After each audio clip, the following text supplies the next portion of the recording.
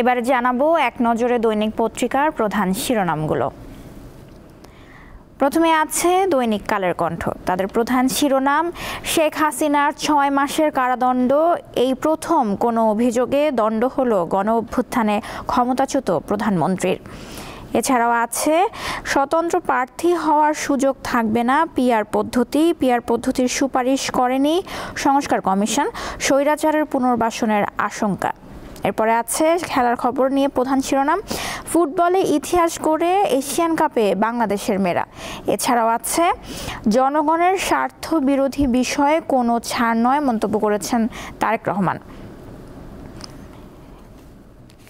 এরপর হচ্ছে দৈনিক আজকের পত্রিকা। তাদের প্রধান শিরোনাম, শেখ হাসিনার প্রথম সাজা ট্রাইব্যুনালে, আদালত অবমাননা মামলার রায়, শেখ হাসিনার ৬ মাসের বিনাশ্রম ও শাকিলের ২ মাসের বিনাশ্রম কারাদণ্ড। দণ্ডাদেশপ্রাপ্ত দুজনই পলাতক, আত্মসমর্পণ বা গ্রেপ্তারের পর সাজা কার্যকর। জুলাই অভ্যুত্থানের পর পুনর্গঠিত আন্তর্জাতিক অপরাধ ট্রাইব্যুনালে প্রথম রায়। এছাড়া আছে ফুটবলে ইতিহাস, মেয়েদের এশিয়ান কাপে বাংলাদেশ। তারেক রহমানের মন্তব্য নিয়ে তাদের আরেকটি শিরোনাম, জনগণের স্বার্থ বিরোধী বিষয়ে কোনো ছাড় দেয়া হবে না। এছাড়াও রক্তাক্ত জুলাই নামে তাদের একটি বিশেষ প্রতিবেদন, ৭০ ছড়রা গুলিতে ঝাঁঝরা ছিল সাইফুল্লাহর বুক। এরপর আছে দৈনিক ইত্তেফাক। তাদের প্রধান শিরোনাম, ইতিহাস গড়ে এশিয়ান কাপে নারী ফুটবল দল, এতদিন যা কেউ স্বপ্নেও ভাবেনি, এবার সেটি বাস্তবে রূপ নিল।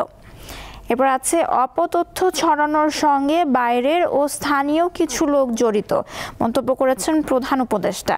অপতথ্য মোকাবিলায় জাতিসংঘকে কার্যকর ব্যবস্থা গড়ে তোলার আহ্বান। এরপর আছে ফ্যাসিস্ট ব্যবস্থা এখনও রয়ে গেছে, লড়াই চলবে, জানিয়েছেন উপদেষ্টা নাহিদ ইসলাম। এরপর আছে দৈনিক বণিক বার্তা। তাদের প্রধান শিরোনাম, আসিফ নজরুলের নেতৃত্বে কমিটিও পূর্বের পথেই হাঁটছে, রিজার্ভ চুরির সুরাহা। এরপর আছে প্রজ্ঞাপন জারি, ৫ আগস্ট জুলাই গণঅভ্যুত্থান দিবস, সাধারণ ছুটি ঘোষণা। সরকার প্রতি বছর ৫ আগস্ট জুলাই গণঅভ্যুত্থান দিবস ঘোষণা করেছে, দিনটিতে সকলের জন্য সাধারণ ছুটি থাকবে।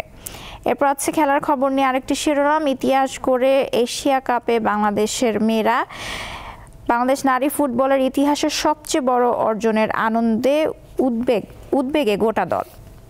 এরপর আছে দৈনিক সমকাল। তাদেরও প্রধান শিরোনাম, শেখ হাসিনাকে সাজা দিল ট্রাইব্যুনাল, আদালত অবমাননার দায়, ৬ মাসের কারাদণ্ড।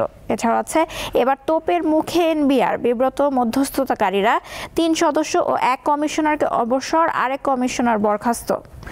এরপর আছে মেয়েদের পায়ে লুটালো ইতিহাস, ইয়াঙ্গুনের মাঠে বুধবার মিয়ানমারকে ২-১ গোলে হারিয়ে এফসি উইমেন্স এশিয়ান কাপের মূল পর্বে বাংলাদেশ।